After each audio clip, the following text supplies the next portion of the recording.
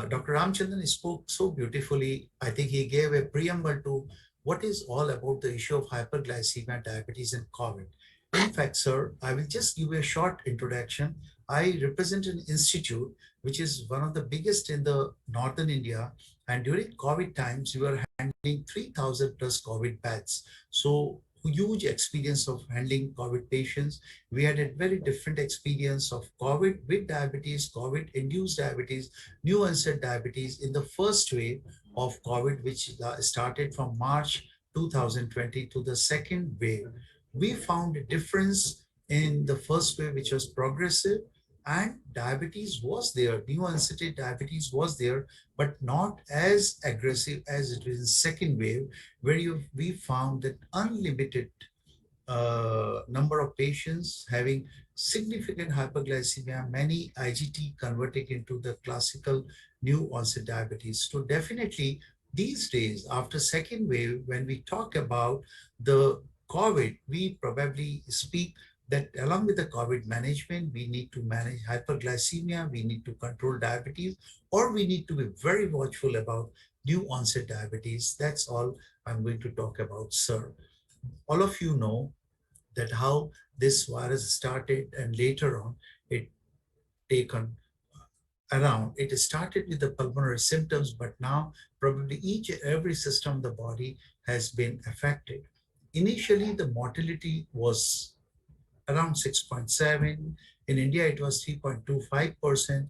Now, in the first wave, we brought down mortality below 1%. In the second wave, it was very aggressive and progressive too, and the mortality was little higher. Doubling time, which went almost to the 1,000 days. After at the end of first wave, it further decreased, but now we are under control.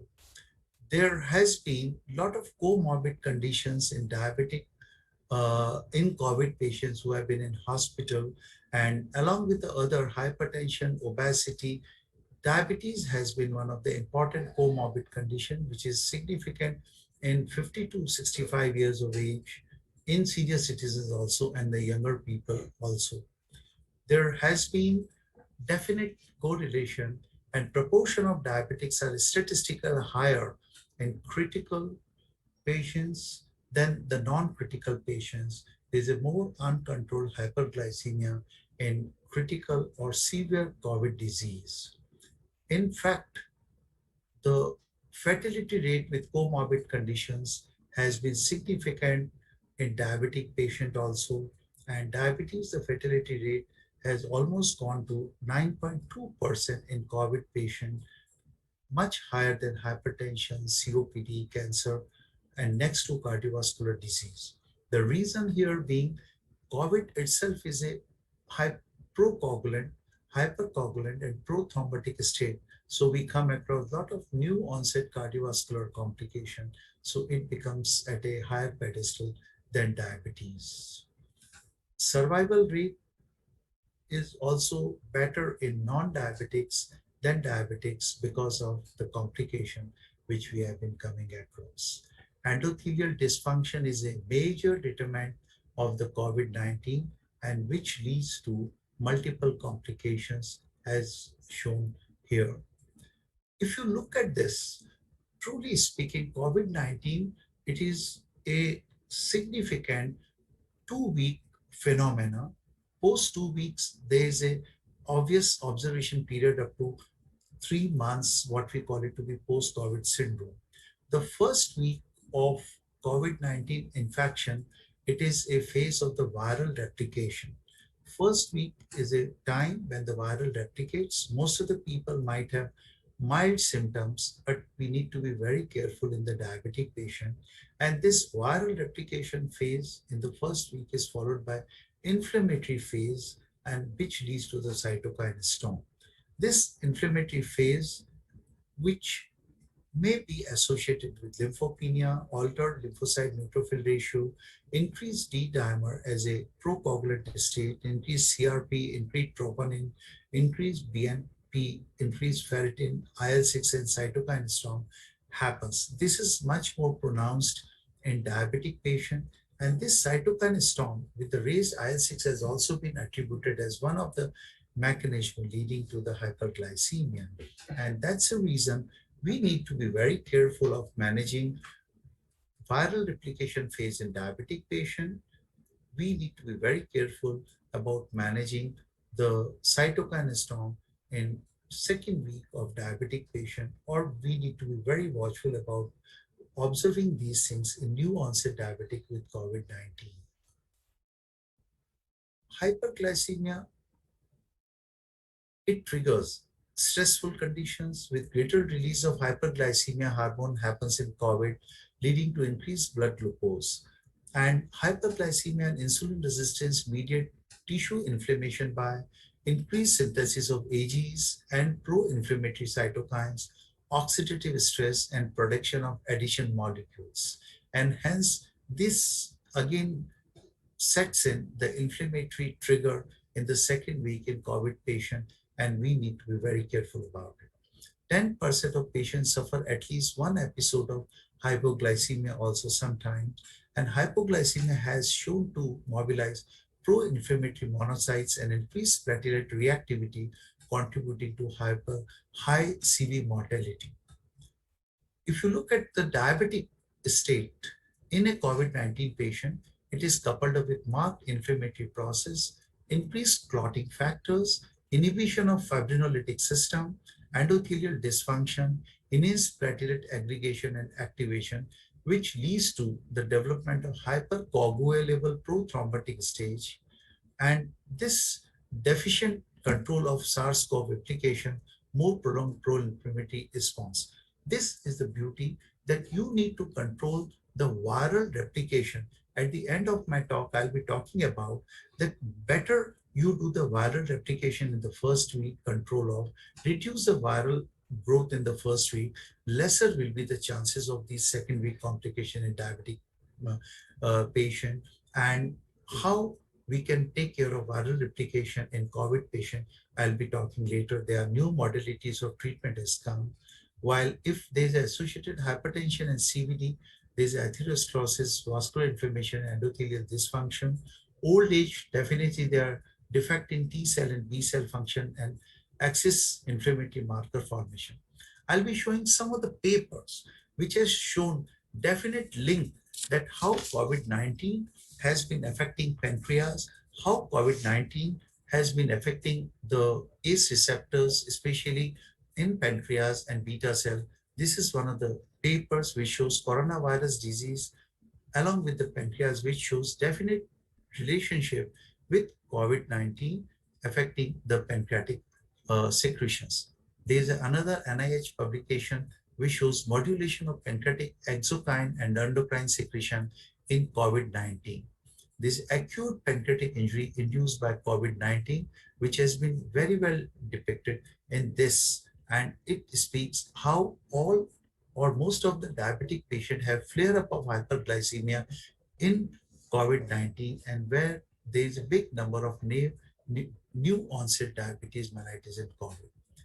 Prevalence, risk factor, and outcome of hospitalized patient with coronavirus disease presenting as acute pancreatitis coupled with the hyperglycemia is very well depicted in this.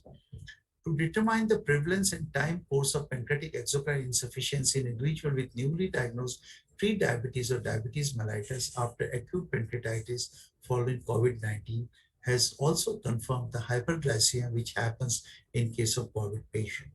Acute pancreatitis is a common disease, being the gastrointestinal disease most frequently requiring acute hospitalization, and COVID-19 looks one of the precipitating causes.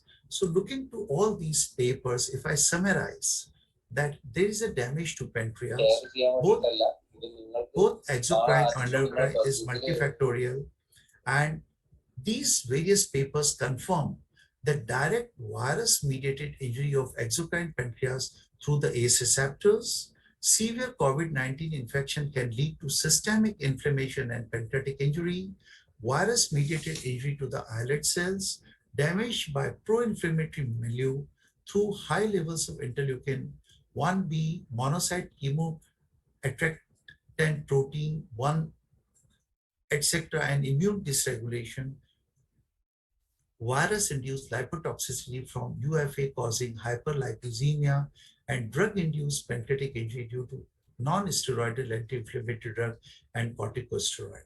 So definitely there is a reason for excessive hyperglycemia or new onset diabetes in the COVID patient, which is making patient more prone for morbidity and mortality. This is coupled up with the steroid which is being used in second week of COVID-19.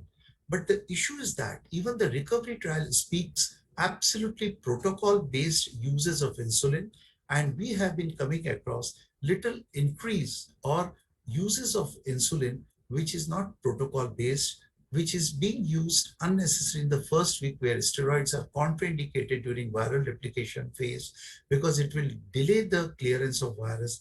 Hence, one of the reasons of accelerated hyperglycemia in COVID patient is unplanned, protocol wise use of steroid for prolonged time, which should not be allowed. These are the few precautions as a COVID patient one should also take. Now, what are the specific precautions for diabetic patient in COVID? Ensure good glycemic control. Frequent monitoring is very important. Stabilize cardiac and renal status. Here, I would like to say frequent monitoring of diabetes is more important than even the basic standard treatment of the COVID because it is a diabetes which is going to predispose to many of the post-COVID complications. Proper nutrition is very essential. One should continue regular exercise and self-quarantine, which is an important thing. And patient should, like all the diabetic patients should be encouraged that they have taken the influenza and pneumonia vaccination before. There has been some controversy of ACE and ARB in COVID diabetic patient. Some says RAS inhibition is harmful. Some says RAS inhibition is protective. Clinical trials are underway to test the safety and efficacy of RAS modulators. Until further data are available, we think that RAS inhibitors should be continued and they have an advantageous good effect in the COVID with diabetes, which is very important. I already talked about that what is the pattern of symptomatology in the first week and the second week, and diabetes is very important and as high as almost 33 to 40% patients in COVID-2, COVID-19 in the second wave, we have been coming across either new onset or accelerated hyperglycemia. One of the most commonly reported conditions requiring ICU and hospitalization was diabetes. This is another important thing. All those COVID patients who came to us with a higher severity scores and who had respiratory insufficiency, all of you might be knowing the difference between COVID diabetic patient in first wave and second wave was first wave required oxygenation in COVID diabetic patient only in 20 to 30% patient. But migration to severe and critical disease in second wave of diabetics was to the tune of 70 to 80%, and they more commonly required hospitalization than non-diabetic patients. And prevalence of diabetes was very high among critical and ventilator requiring patients.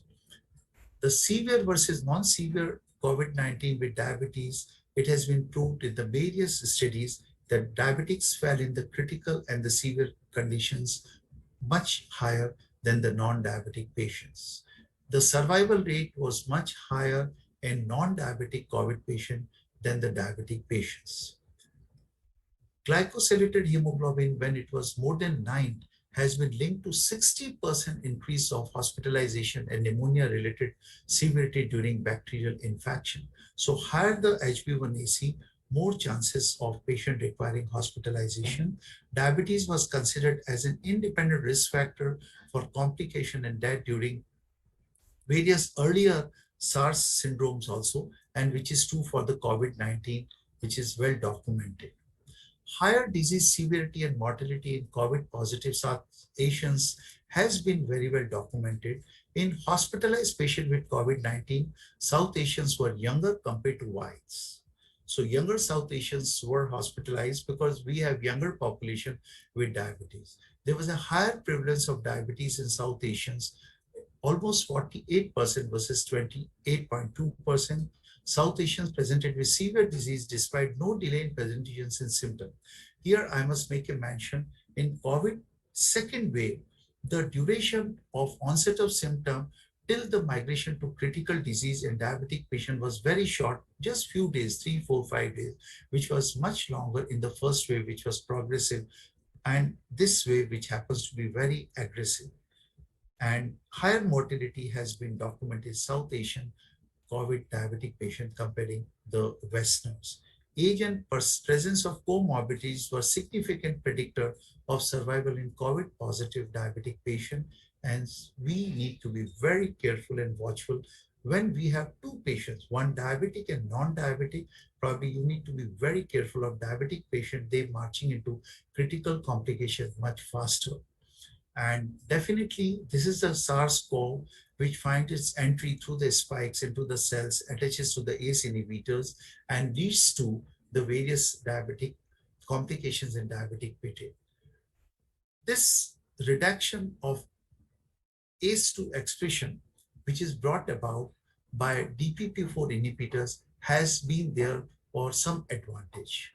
And there's an increased susceptibility to hyperinflammation and cytokine storm syndrome. This potential mechanism increasing the susceptibility for COVID-19 in diabetes. There's a higher affinity for cellular binding, efficient virus entry is there, decreased virus clearance is there, there's a diminished T cell function is there, and there's associated presence of CVD is there. So all these combination of situations make a more potential for more complications and lethal complications in diabetic COVID patients. There's an increased risk of COVID-19 in diabetes. SARS-CoV effectively uses ACE2 to infect the human cells. There's an increasing age, male gender, and ACE2 associated factors significantly affecting the viral clearance. There's a decreased T cell function, and mortality may be due to virally driven hyperinflammation and cytokine storm syndrome. There's increased susceptibility to hyperinflammation and cytokine storm, and this all combination leads to the more mortality in case of COVID-19 with diabetes patient. What can be the correlation between COVID-19 and diabetes mellitus and ACE2? Even short-term hyperglycemia temporarily stuns the innate immune system. This is very important. So there has to be all-time control of hyperglycemia. ACE2 expression is reduced in diabetes mellitus, probably due to glycation. This might increase the predisposition to severe lung injury and ARDS with COVID-19. Blocking entry using ACE2 related therapy could be feasible to prevent spreading of infection in lungs and the whole body. We need to be very careful about it. And this diabetes and hypertension can significantly increase risk of COVID-19 infection, as very well documented. All these suggest that if diabetes coupled with obesity, it also predisposes to the lot of aggravation of COVID complications and severity along with other complications. There is a worsened outcome of diabetes in COVID-19 patient because of all the reasons I mentioned: oxidative stress, inflammation, and pro-inflammatory cytokines. The Indian COVID-19 risk score is designed for high-risk stratification from public health perspective to save the lives. Age more than 55, male gender, hypertension, diabetes, obesity, chronic heart disease, use of corticosteroid or immunosuppressants or transplant recipients, COPD, asthma, chronic lung disease, chronic kidney or liver diseases. We need to be very careful. Higher the score, more are the chances. DPP4 may be a potential target for preventing and decreasing the risk and progression of acute respiratory complications that type 2 diabetes may add to COVID-19 infection, and hence that gives some insight. I'll just quickly talk about the advantage of this drug in controlling hyperglycemia, because I'm not going to talk, I'll skip the long-term management of diabetes in COVID patient. These DPP4 inhibitors, they modulate inflammation, exert antifibrotic activity, suppress T cell proliferation and production of pro-inflammatory cytokine. These properties may be of potential use for stopping progresses to the hyperinflammatory state associated with severe COVID-19, and that is the need of our to prevent the cytokine storm. And we need to be very careful about it, that we can reduce the inflammatory marker in second phase. I'll just quickly run through, not a drug of choice because of some associated SGLT2 inhibitor, dehydration, or diabetic ketoacidosis. This is one of the very important slide I like to talk about, that along with the standard protocol of treatment, which we have Bhandari, been, yeah, I'll finish it off kindly. within 2 minutes. Okay, within two. In COVID-19 with diabetic patient, to reduce the viral replication, we can use remdesivir if the patient is critical or oxygen requirement. One of the newest drug has come, which I'm going to show you, sir. I'll quickly show you. Yeah, the one of the two or three things I like to quickly tell you, sir, that you need to be very proactive in investigating diabetic patient even in early phase, because diabetic patients are more prone to have higher HRCT scores even in the asymptomatic stage than non-diabetic patient, and hence you need to be proactive in doing the HRCTs even in the first week, which is normally not recommended for non-COVID patient. Is a point of care ultrasound should be done. Here I would like to share with you, sir, that our article, Clinical Radiological Evaluation and Correlation of CT chest images with progression of disease of COVID-19, got adjuncts as the best paper of 2020, and we got the JC Patel and BC Mehta award, and I'm thanks to all Dr. Magesh and all that. And that's the reason we need to be very proactive in management and the treatment of diabetic. I like to quickly show you one of the latest thing which has come, sir, in the COVID with diabetic management, and this is the one. Yeah, all those people who are uncontrolled or severely diabetic in first week, there's a newer drug which has come into action. It is the region called or neutralizing antibody cocktail. All type 2 diabetic patient in the first week who have other comorbid conditions like nephropathy or liver issues or cardiac issues, one of the most effective antiviral drug to be used in first week in COVID-19 with diabetic patient is neutralizing antibody cocktail, which protects 70% patients, and viral replication can be taken care of, and it prevents the inflammatory phase of the second week. So we have two options, Virafin by the Zydus and neutralizing antibody cocktail in COVID-19 diabetic in first week to be human monoclonal antibody cocktail, which is one of the newest thing available for diabetic patient. I mean, you can think of it. This, I close my slide with a advice that we need to follow this aggressive approach of investigation for all COVID-19 diabetic patient to pick up early diagnosis by HRCT. We can use the antibody cocktail and to pick up early cytokine storm because they are more prone to have critical disease. Thank you very much, sir.